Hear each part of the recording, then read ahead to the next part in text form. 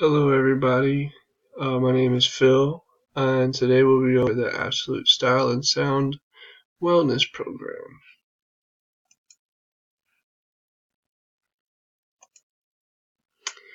So I'll go ahead and start off with the problems that we face here in the shop.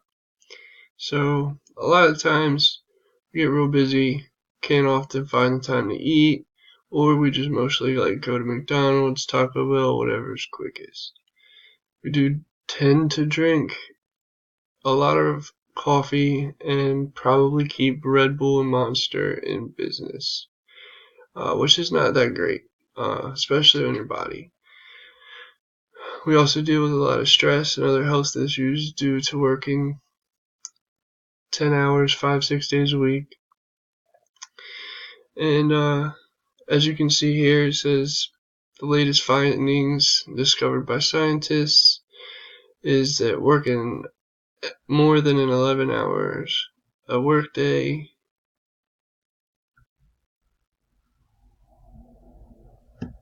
does raise the risk for heart disease by 67%.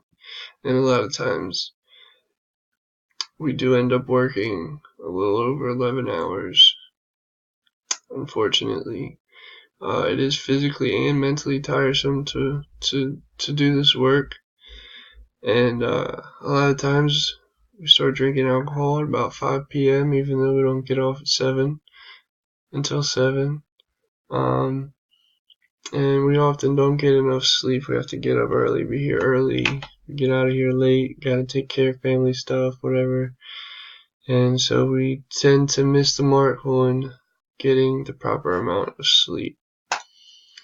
So the recommended changes that we can try to implement or start to make is trying to set aside a suitable lunchtime for each employee between jobs. We can offer health, wellness, and nutrition information or education to anybody that wants it. We could teach how to meal prep and utilize the refrigerator and microwave that we have on site that never get used. Drink more water. Try to limit the amount of caffeine and sugar that we intake each day. Definitely try to get at least 8 hours of sleep. Definitely limit the alcohol intake. That's going to play a huge role in trying to prevent any kind of disease or being sick. And hopefully you guys can try to start exercising at least 150 minutes a week. Start out slow, work into it, but it'll definitely play a role in helping you feel better and get your job done better. Now, the health belief model is a theoretical model that can apply and be used to guide this wellness program and to promote health and prevent disease. We can use it to explain and predict individual change in health behaviors. Now, the key constructs are perceived susceptibility, perceived severity, perceived benefits, cues to action, self-efficacy. Now, I know that this is a particular model that targets individual beliefs and health conditions, but there's only 4 of us that work here, and I think it'll be easier to go at it individually since we're different individuals.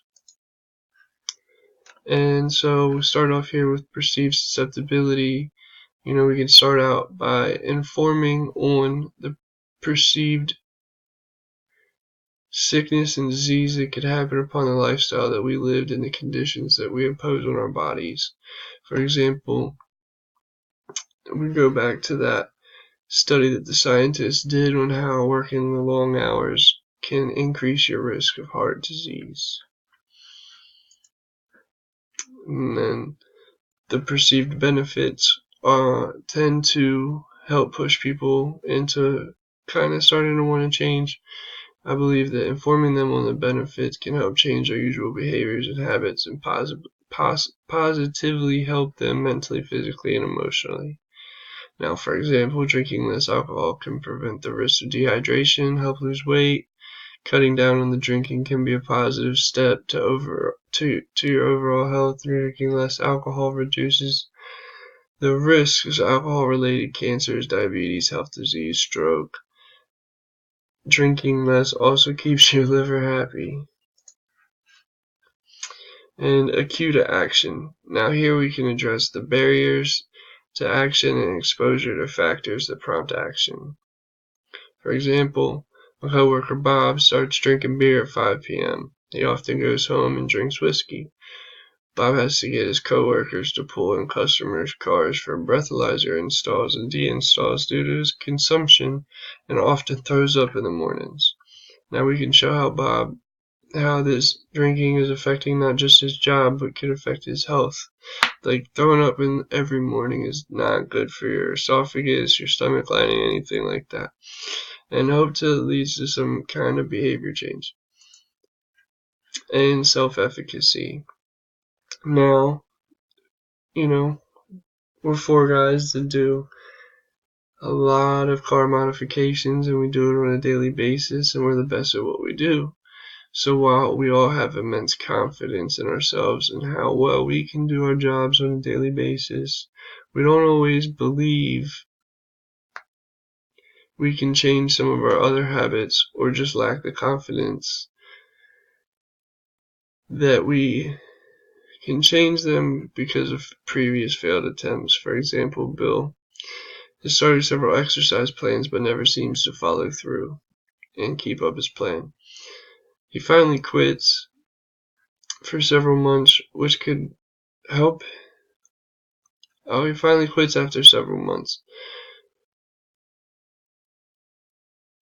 We could help him build back that confidence to keep him on track through this model and show him the benefits to staying on track.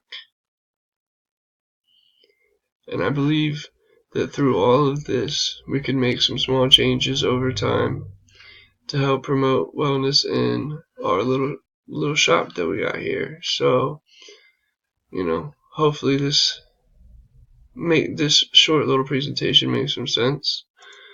And that's the end. Here are some references for the sites that I used and the readings that I used. And see you later.